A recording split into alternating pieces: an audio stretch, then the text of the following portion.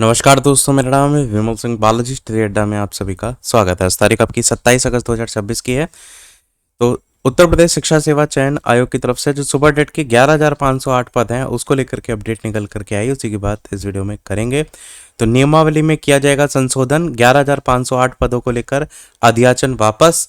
प्रयागराज से न्यूज है जिसमें बताया गया है शिक्षक भर्तियों के लिए उत्तर प्रदेश शिक्षा सेवा चयन आयोग प्रक्रिया व कार्य संचालन जो नियमावली 2025 है, इसके तहत प्राथमिक शिक्षक चयन के लिए लिखित परीक्षा की व्यवस्था है। जबकि बेसिक शिक्षा परिषद ने आयोग को नगर क्षेत्र के जो विद्यालय के 11,508 शिक्षक भर्ती के लिए ऑनलाइन भेजे गए रिक्त पद हैं उनके लिए विवरण अध्याचन में शैक्षिक गुणांक व्यवस्था को शामिल किया है। इस पर आयोग ने आपत्ति जताते हुए अध्याचन वापस कर दिया था और इस विसंगति का निस्तारण शासन के निर्देश पर बेसिक शिक्षा व आयोग के अधिकारियों की बैठक में कर लिया गया है। अब बेसिक शिक्षा विभाग चयन प्रक्रिया में शैक्षिक गुणांक व्यवस्था को हटा करके संशोधित अध्याचन भेजेगा, यानी कि जो एकेडमिक मेरिट की बात हो रही थी ना, वो अब नहीं जुड़ेगी।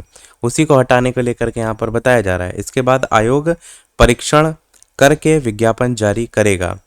बेसिक शिक्षा परिषद ने नगर क्षेत्र के विद्यालयों में शिक्षक भर्ती के लिए अध्याचन उत्तर प्रदेश शिक्षा सेवा चयन आयोग को 5 अगस्त को भेजा था और इसमें उत्तर प्रदेश बेसिक शिक्षा अध्यापक सेवा जो नियमावली है उसको लेकर के बात करें तो 1981 के आधार पर चयन प्रक्रिया में शैक्षिक गुणांक एकेडमिक मेरिट का प्रावधान किया गया था। इस पर आयोग ने इसे यह कहकर वापस कर दिया था कि इसकी जो नियमावली है उसमें बेसिक शिक्षकों के चयन का आधार केवल लिखित परीक्षा है और ये परीक्षा 360 अंकों की होगी। इसमें 120 वस्तुनिष्ठ प्रश्न पूछे जाएंगे और 100 प्रत्येक प्रश्न 3 अंक का जो है वो होगा। इसी आधार पर श्रेष्ठता सूची तैयार की जाएगी। ऐसे में चयन प्रक्रिया में विसंगति को लेकर पिछले दिनों शासन स्तर पर हुई बैठक में निर्देश दिए गए थे कि आयोग और बेसिक शिक्षा के जो अधिकारी हैं वो आपस में बैठक करके चयन प्रक्रिया स्पष्ट कर लें और जिस स्तर पर त्वरित संशोधन हो उसे करके जल्द चयन प्रक्रिया शुरू करें। इस क्रम में हुई बैठक में जो हुए निर्णय हैं उसके अनुसार बेसिक शिक्षा विभाग अपनी नियमावली में संशोधन करके आयोग की नियमावली के आधार पर संशोधित अध्याचन जो है वो भेजेगा। ये हो गई हमारी पहली अपडेट जिसमें ये बताया गया बेसिक शिक्षा परिषद ने रिक्त पदों के सापेक्ष चयन में शैक्षिक गुणांक को भी किया था शामिल। आयोग ने जताई थी आपत्तियां। एक और अपडेट भी है, बेसिक शिक्षा विभाग नियमावली में करेगा संशोधन।